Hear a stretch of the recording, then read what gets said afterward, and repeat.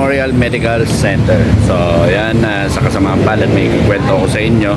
At yun, nakakalmot tayo ng alaga nating aso.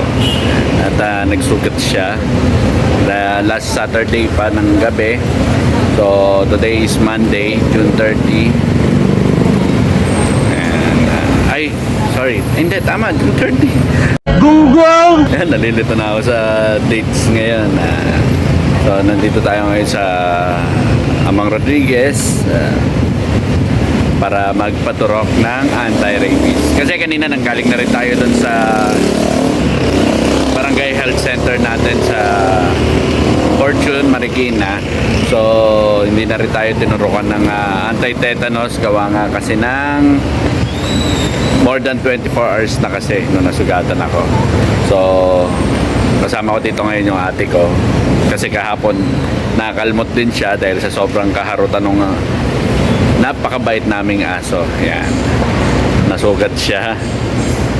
At yun, kasama ko siya. Siya naman ang naturukan doon ng anti-tetanus kasi wala pa 24 hours.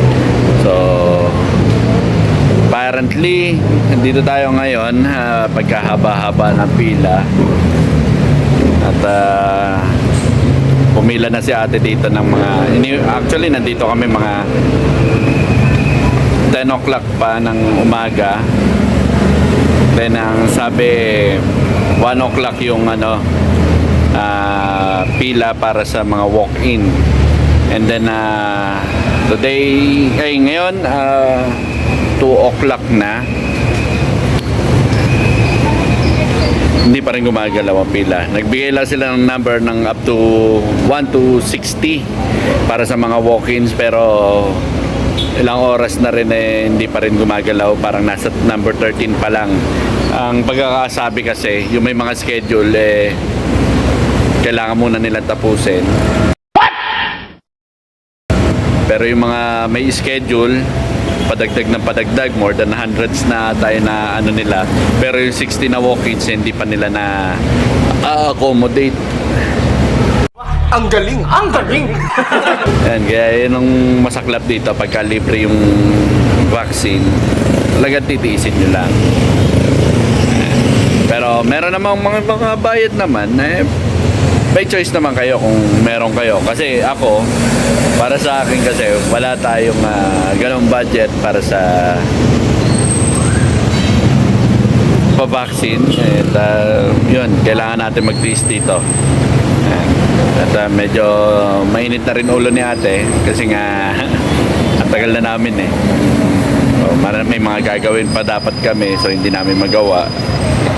Kaya lumabas muna ako kasi nandun si ate sa loob. Nandun sa loob. Lumabas muna ako. Yan. Nandito lang ako. Tapat lang to na Marikina Sports Center. So, give you an update mga kamote. At babalik na ako doon. Titiis na naman ulit ako sa pila, sa gutom. At syempre, kahit pa paano, hindi naman ganun kainit. Pero let's see kung hanggang anong oras. Pero nakakadismaya lang kasi parang nababaliwala yung pila namin. 60 lang naman kami compared to dun sa 100 plus na naka-walking. Pero dapat kasi dinodoble na nila, diba? So hanggang dito lang muna. Keep you an update. Alright? Yan yung pila ng may mga schedule. Haba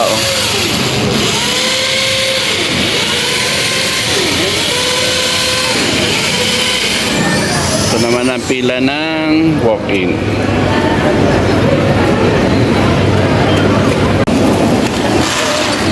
So ayan na mga kamote. May ginagawa kasi dito sa likod. Kaya medyo maingay. So nakapag-fill up na rin tayo ng patient's form.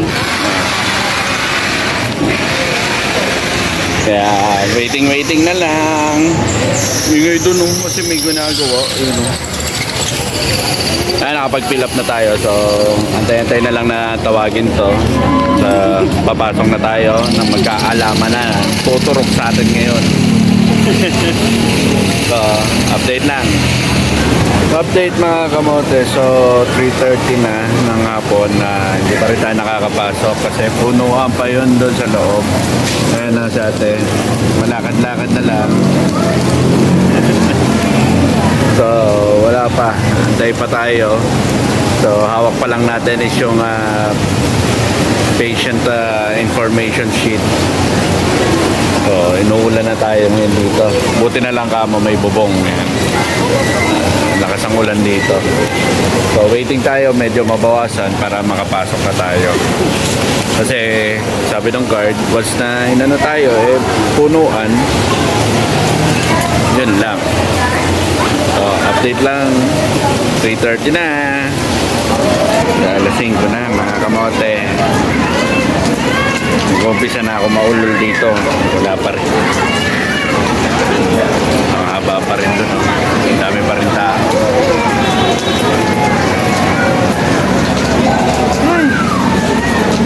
Gutom na, pagod pa. Ayan, tapos inulan pa. Ayan, nakakaulol. So yun na mga kamote.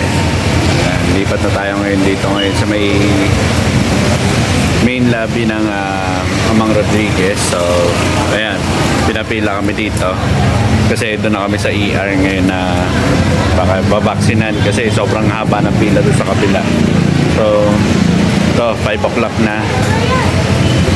More than 6 hours na kami nakapila. So, yun. Let's go lang. Ayan, tinawag na. Ay, lima pala tinawag. Ayan, si Ate Silvia, nakasimangot na. Oh.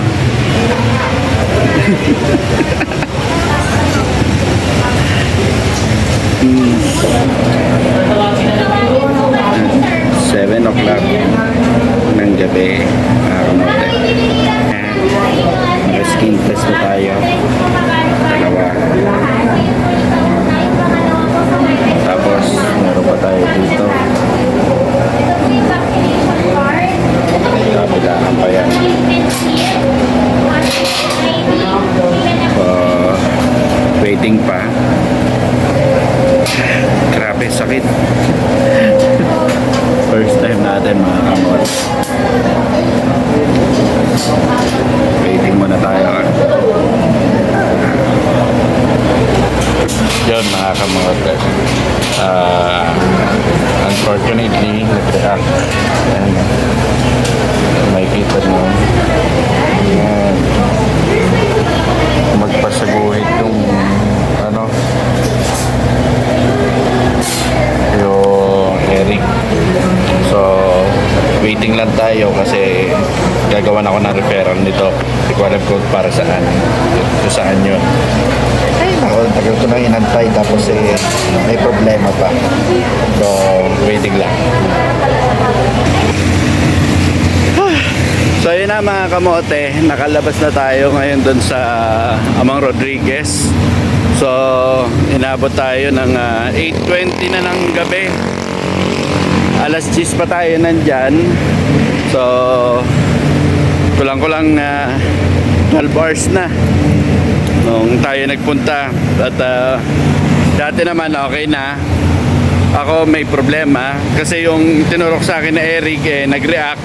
So kailangan ko maghanap ng ibang gamot na possible na maiturok sa akin kasi need pa rin naman yun, obviously.